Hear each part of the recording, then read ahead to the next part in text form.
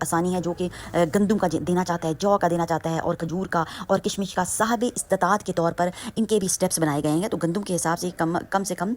رقم ہے جن کو اللہ تعالیٰ نے رزق کی کشادگی عطا فرمائی ہے اور وافر دولت سے نوازا ہے، وہ اپنی حیثیت کو پیش نظر رکھتے ہوئے جو یا کھجور یا کشمش کے حساب سے فطرانہ ادا کریں تاکہ نعمت مال کا تشکر بھی ہو اور نادر جو طبقات ہیں ان کی ضروریات بھی پوری ہو سکیں.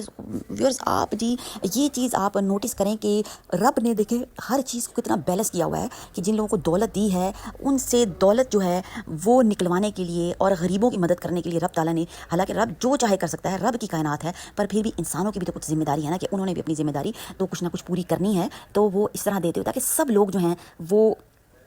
اچھے طریقے سے جو ہے وہ عید گزار سکیں اور اپنی شاپنگ کر سکیں اور جی پیسہ نکل کے غریبوں کے ہاتھ میں بھی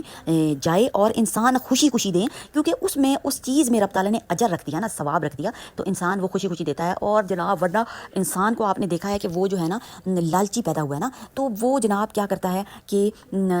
اگر یہ چیزیں نہ ہوں تو وہ اپنا پیسہ ہی نہ نکالے،